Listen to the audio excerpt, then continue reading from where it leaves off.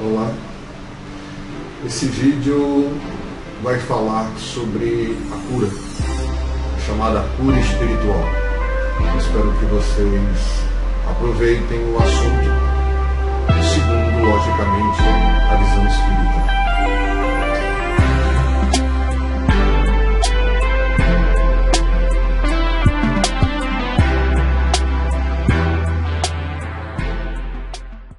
Olá, meus queridos amigos, que Deus, na sua infinita bondade, possa nos permitir ser úteis de alguma forma através desse vídeo. O objetivo dessa sequência de vídeos é que depois de algum tempo que nós criamos esse canal, com o objetivo de colocar na internet alguns vídeos que nós costumamos fazer de palestras e de outros amigos e palestrantes conhecidos até, sobre temas abrangentes e oportunos, mas vem sendo difícil para nós gravarmos algumas das palestras que temos feito. E ao mesmo tempo, para a surpresa nossa, o canal foi crescendo. E uma coisa que era quase familiar para alguns amigos, para algumas pessoas que nos acompanhavam, de repente começou a tomar um volume maior. E nós nos sentimos na obrigação de oferecer algum conteúdo, já que estávamos com dificuldade de gravar as palestras em si. Então surgiu a ideia de comentarmos alguns assuntos de maneira breve, clara, sobre a doutrina espírita, com base na doutrina espírita, de assuntos que nos são trazidos através de amigos que nos chamam para fazer uma palestra, ou mesmo de assuntos que estejam muito em voga no momento. Um desses assuntos é a chamada cura espiritual. Por isso que nós, conversando com um amigo, nós chegamos à conclusão que seria interessante abordar esse tema, e nós fizemos uma palestra a respeito, cujo tema era justamente Quero Ser Curado. Daí nasceu a ideia de fazer esse pequeno vídeo com um resumo ainda maior, mas de maneira a oferecer aos amigos um resumo da palestra, já que não nos foi possível gravá-la no seu todo.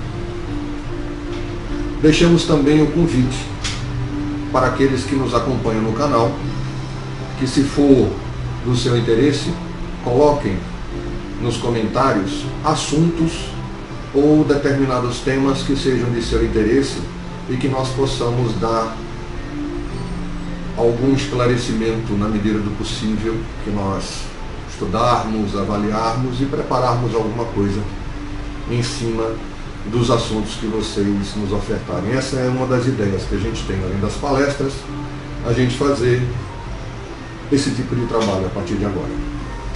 É muito interessante quando a gente começa a observar que, mesmo no momento que a gente está vivendo, em que nós temos um grande avanço tecnológico, onde, graças a Deus, a nossa medicina cada vez se torna mais avançada e alivia o homem de uma série de males, há ao mesmo tempo uma grande busca das pessoas pela chamada medicina alternativa, onde há uma visão mais holística, onde há uma busca maior de uma visão do todo, do homem como um todo, não somente compartimentalizado, como às vezes a medicina nos mostra, né, pelas as suas diversas modalidades. A medicina, pela sua complexidade, a medicina separou em várias especialidades determinadas áreas da saúde humana, mesmo no corpo, para que ela pudesse se especializar. E a medicina holística, ela tem uma visão mais ampla sobre isso, bem mais ampla. Aí a gente pode partir suposto, tem alguma coisa errada de você buscar uma medicina alternativa ou uma forma diferente? Não, não tem. Não tem nada de errado. Mas é importante a gente lembrar que nós não podemos abandonar a medicina tradicional. Ninguém tem o direito de dizer a alguém que está sofrendo de qualquer mal olha, pare o tratamento que você está fazendo na medicina oficial, passado por um médico, e a partir de agora faça isso que você vai ficar bom. Nenhum de nós tem esse direito. Ninguém. Só o médico pode alterar um tratamento, só o médico pode mudar a receita de um remédio ou receitar o remédio. Então a medicina holística aí, a nosso humilde ver, entra como um suporte, entra como um auxiliar, nunca tirando a vez do facultativo, tirando a vez do profissional de medicina. Isso tem que ficar claro para a gente. A gente não pode confundir as coisas. Então, a gente pode dizer assim, mas então está errado se eu procuro ajuda. A visão espírita diz que não é. Não é isso. Até a gente buscou aqui, tem uma pergunta do Livro dos Espíritos bem interessante, que é a 719. Ela diz assim, veja só. Merece censura o homem por procurar o bem-estar? É natural o desejo do bem-estar. Deus só proíbe o abuso por ser contrário à conservação. Ele não condena a procura do bem-estar, desde que não seja conseguido à custa de outrem e não venha a diminuir-vos nem as forças físicas, nem as forças morais. Então é natural que nenhum de nós queira sofrer.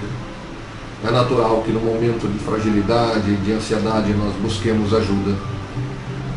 E nada impede que, mesmo que estejamos fazendo um acompanhamento médico, se acharmos que podemos conseguir auxílio além deste, através de um trabalho de cura espiritual, nós o procuremos. Não há nada de errado. É da própria natureza humana a necessidade da busca. Mas na visão espírita, é preciso entender essa questão. Não é assim tão simples. E é preciso a gente trabalhar isso aqui. E a gente separou algumas ideias justamente para fazer isso. As curas existem? Elas acontecem? Sim, acontecem. E o mais importante é que a cura, ela acontece em muitos lugares. Você pode encontrar a cura na Igreja Católica, numa missa. Você pode encontrar a cura num santuário, como vários santuários que existem, dedicados, por exemplo, a Nossa Senhora, Santuário de Fátima, assim por diante. Você pode encontrar a cura numa igreja evangélica, você pode encontrar a cura num terreiro de Umbanda, de Candomblé. Você pode encontrar a cura em qualquer lugar. Então ela não é exclusiva de determinada forma de pensamento. Ela existe. Na visão espírita, nós temos o cuidado de estudar, de procurar entender como as coisas se processam.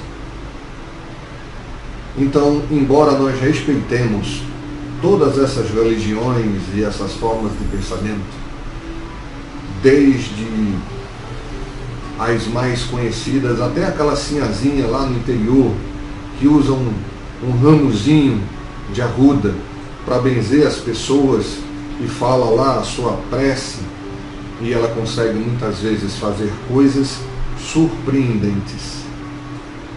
Até os maiores sacerdotes ou estudiosos. Nós temos uma maneira de ver e de observar as coisas. Porque o Espiritismo, embora ele fale de espíritos, fale sobre reencarnação, a doutrina espírita, ela não aceita o sobrenatural. Parece estranho, né? Mas ela não aceita o sobrenatural. Porque para nós, tudo está dentro das leis da natureza. Aí eu vou ler aqui uma passagenzinha do livro A Gênese, de Kardec, que fala sobre as curas. Aí vejam bem. Veja que interessante. Resultem, porém, ou não esse fenômeno de um ato da vontade, a causa primária é exatamente a mesma e não se afasta uma linha das leis naturais.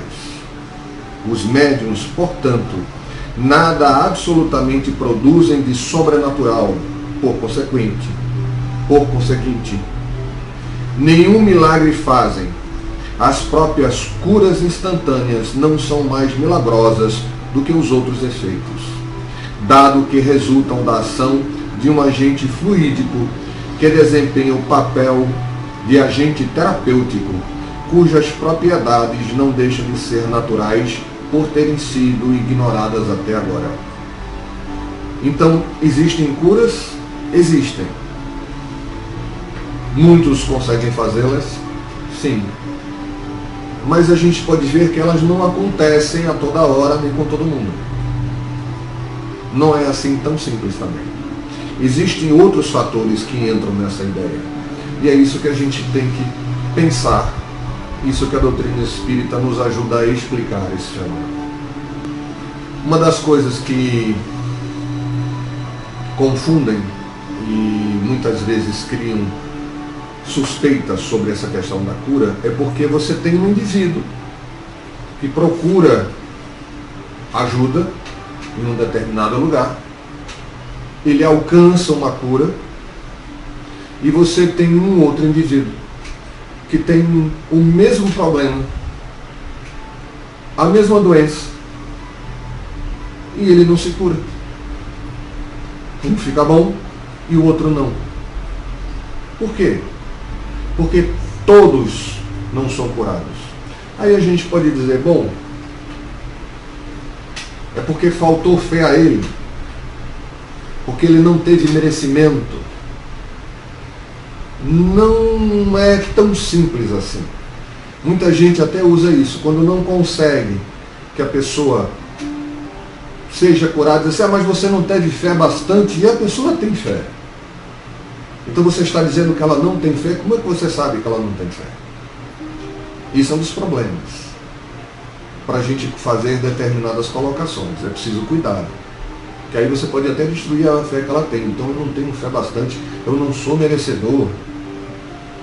É preciso cuidado com a colocação das palavras.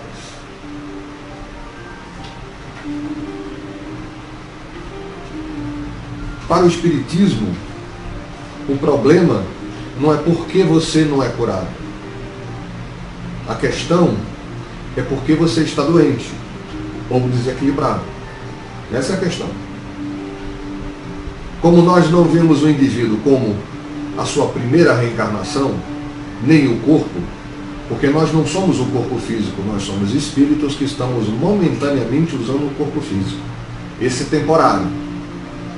Então, como espíritos reencarnados, a vida física nossa é muito importante, porque é através dela que nós alcançamos a nossa melhoria, nós conseguimos crescer como indivíduos, mas a nossa vida física não é tudo. É uma passagem, um momento. Então, por que nós passamos por determinados problemas e por que às vezes nós vivenciamos essa questão de problemas orgânicos que vêm nos atingir? Aí vamos ler outra passagem também. Mediante as diversas existências corpóreas, é que os espíritos se vão expungindo, pouco a pouco, de suas imperfeições. As provações da vida os fazem adiantar-se, quando bem suportadas. Como expiações, elas apagam as faltas e purificam. São remédio que limpa as chagas e cura o doente. Quanto mais grave é o mal, tanto mais enérgico deve ser o remédio. Aquele, pois, que muito sofre, deve reconhecer que muito tinha a expiar, e deve regozijar-se à ideia da sua próxima cura. Dele depende, pela resignação, tornar proveitoso o seu sofrimento e não lhe estragar o fruto com as suas impaciências, visto que, do contrário, terá de recomeçar. Essa passagem do Evangelho segundo o Espiritismo. Agora veja bem, esse é um dos pontos. Tudo que nos acontece nessa encarnação é consequência das nossas próprias ações. Nós não podemos dizer que Deus está nos castigando ou nos beneficiando. Nós podemos dizer que nós todos recebemos segundo nossas obras. Então muitas das circunstâncias de dor e dificuldade podem estar relacionadas a coisas que aconteceram conosco no passado e que por nossas ações, a nossa própria consciência imprime no nosso campo perispiritual, no nosso corpo fluídico, essas informações. Ao retornar ao corpo físico, esses problemas tendem a se manifestar. E é aí que nós acabamos resgatando o nosso equilíbrio através da manifestação desses problemas no corpo físico. O corpo físico funciona então como uma borracha ou como um mata-borrão. Para quem não sabe o que é, o mata-borrão, ele era usado quando a pessoa usava aquelas canetas de tinta, né? Aquelas canetas de nanquim. Após escrever, a tinta ficava muito úmida, então ela podia borrar facilmente. E se usava o mata-borrão para chupar o excesso daquela tinta e deixar o papel limpo. Então o corpo físico funciona dessa forma. Ele retira, digamos assim, o desequilíbrio do campo físico, do campo espiritual, traz para o campo físico e nos proporciona a oportunidade de enfrentar essas dificuldades ou limitações e nos ajuda a vencer. Por isso que alguns indivíduos, por mais que busquem determinada cura espiritual, eles vão ter dificuldade de encontrá-la. Por quê? Porque mesmo que eles fiquem livres daquela doença exata que está acometendo, mesmo que fosse possível administrar ali uma cura imediata, aquele desequilíbrio não está só no corpo, ele também está no perispírito. E ele vai manifestar-se de uma forma ou de outra. Ele apenas vai mudar o sintoma, mas ele vai surgir novamente. É por isso que na visão espírita nós não nos preocupamos tanto com a cura do físico. Nós estamos muito mais preocupados com a cura do indivíduo, que precisa entender por que ele está passando por aquilo. E a melhor forma de entender é se conhecer, descobrir suas limitações, seus defeitos, buscar melhorar a sua vida, melhorar a sua maneira de pensar como indivíduo, crescer como pessoa. Essa é a melhor maneira de se vivenciar esse crescimento. E também muitas doenças que às vezes acontecem e que se obtém uma cura, elas são de origem atual. Nem tudo que nos acontece está relacionado a um passado reencarnatório. Muitos desequilíbrios de hoje são capazes de gerar no nosso corpo doenças graves. É por isso que às vezes você consegue até uma determinada cura. Mas não significa que ela vai ser também permanente. Por quê? Se não houver uma mudança de hábito, não houver uma mudança de atitude perante a vida daquela pessoa, ela vai gerar um novo desequilíbrio. Vamos ver se a gente deixa isso mais claro. Vamos imaginar, por exemplo, uma pessoa que foi diagnosticada pelo médico com uma úlcera. Então o médico passou uma medicação e disse a ele que ele tem uma úlcera nervosa. Ou seja, a úlcera é originária do seu sistema nervoso, que causa um desequilíbrio orgânico, aumentando a sua acidez no estômago, e ele vai causar uma úlcera, uma ferida dentro do próprio estômago. Ele passa uma medicação, a pessoa melhora, mas não muda os seus hábitos, não muda a forma como ela age e lida com seus problemas. Ele vai ter outra úlcera, ou um outro problema relacionado. Porque embora a cura for momentânea ali no corpo, seja alcançada, ele vai continuar gerando processos de desequilíbrio que vão atingi-lo. Então, nas casas espíritas que seguem realmente a doutrina espírita, por que eu estou dizendo isso? Porque existem casas espíritas que se denominam assim, mas são casas de umbanda, são casas que têm uma visão diferente do conhecimento ou da doutrina espírita em si. Então vamos ser bem claros. As casas que realmente seguem o espiritismo, a doutrina dos espíritos, elas não se preocupam com a cura, embora ela aconteça nela. Muitas casas espíritas alcançam a cura, mas não existe um trabalho específico, porque aí entra uma outra preocupação: o médium. O médium de cura, segundo o nosso querido Kardec, é raríssimo. É muito difícil você conseguir encontrar um médium de cura, porque o médium de cura é aquele que vai curar instantaneamente o problema. O normal é que seja um processo paulatino de recuperação. Então, muitas vezes, nós recebemos pessoas que estão com problemas orgânicos associados a desequilíbrios emocionais, associados a desequilíbrios psicológicos e espirituais. Então, colaborando com a medicina, nós começamos a tratar o seu lado espiritual, o desequilíbrio no seu campo perispiritual. E a pessoa começa a reagir no seu campo físico, a reagir ao próprio tratamento em que ela está fazendo, junto com a medicina comum. E não raras vezes nós recebemos relatos de muitos pacientes que dizem que o médico se surpreendeu com a velocidade da cura que ela alcançou, ou por ter alcançado o que nem ele esperava que ela conseguisse. A efetividade do tratamento foi além do que ele imaginava, porque ela foi buscar isso além desse ponto. Aí a gente pode dizer, bom, mas o Espiritismo acredita que aquilo que a gente passa nessa reencarnação é algo que nós precisamos então ali vivenciar e aprender. Então não era melhor não mexer? É melhor não fazer nada, porque aí você estaria atrapalhando a pessoa?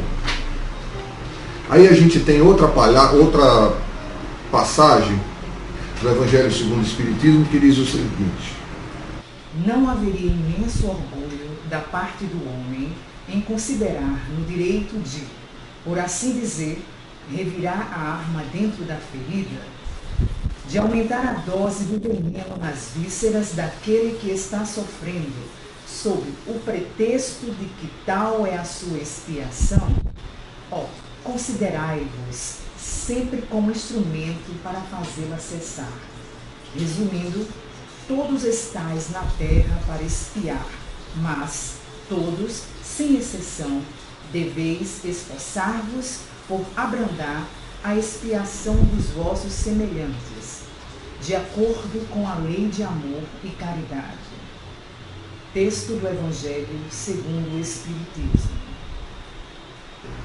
Como a gente pode ver no texto que a gente ouviu agora, não nos cabe determinar se alguém está passando, vai passar ou já acabou o seu processo de resgate. Consequentemente, o objetivo na doutrina é ajudar. Só que, por esse mesmo motivo, a gente não pode, em momento nenhum, dizer a alguém que ele vai ficar curado, porque nós não temos como ter certeza desse processo. Então, acontecem cura nas casas espíritas? Sim, acontecem, mas elas não são divulgadas muitas vezes justamente por causa desse ponto. Porque a nossa maior preocupação não é a cura do corpo físico, mas é a cura do espírito. Se o indivíduo melhorar a si mesmo, se ele conseguir vencer esse ciclo de sofrimento que muitas vezes acontece, de precisar reencarnar para poder resgatar esses problemas todos, vai ficar muito melhor. Isso é até uma coisa complicada, porque para a própria espiritualidade, o que nós consideramos cura não significa que é a mesma coisa. Porque para a espiritualidade, curar-se é evoluir, é se livrar, digamos assim, daqueles problemas que nós criamos e introjetamos no nosso perispírito. Então, uma vez que nós nos livremos disso, aí nós estamos curados. Então, a doença no corpo nem sempre é uma coisa ruim na visão da espiritualidade, porque é através dela que a gente aprende. É um ponto de vista que você tem que levar em conta. Não que a espiritualidade queira que a gente sofra, mas que a gente aprenda, que a gente desperte. E infelizmente, muitos de nós ainda necessitam do sofrimento para aprender. Um outro ponto que a gente tem que levar em consideração, que nós não falamos muito aqui, é a questão dos médiuns. Os médiuns de cura são raríssimos. Na doutrina espírita, qualquer pessoa de boa vontade pode trabalhar com a chamada fluidoterapia através dos passes, sem problema nenhum. Você não precisa ser médium para trabalhar com os passes. E principalmente, nossa preocupação em dar suporte a quem faz isso, para que ele não seja atingido pelo orgulho, para que ele não seja endeusado, para que as pessoas não fiquem o tempo todo atrás desse indivíduo, justamente para preservá-lo, porque nós somos falhos. Nós somos pessoas falhas, nós temos defeitos, ninguém é perfeito. Então é normal que a gente seja tentado. Então evita-se, preservando-se o médium, preservando-se a instituição. Por isso você pode alcançar até uma cura na casa espírita, mas isso não vai ser divulgado. Isso é uma coisa pessoal. Entendeu? Bom, eu espero que tenha sido proveitoso esse vídeo que eu esteja fazendo para vocês. E gostaria de convidar os amigos que estão assistindo, que são inscritos no canal, que possam colocar nos comentários desse vídeo se gostariam de outros assuntos, outros tópicos que vocês acharem importantes que a gente possa abordar e principalmente dar um retorno para que a gente melhore e aproveite. A nossa estrutura é mínima, eu estou gravando vocês com o celular, que inclusive deu muita dor de cabeça para gravar esse vídeo, né? Ele deu vários problemas e a gente fica às vezes um pouco limitado. Mas o importante é que nós estamos aqui, boa vontade, esperando que vocês aproveitem ao máximo. Muita paz, que Deus possa nos abençoar hoje e amanhã.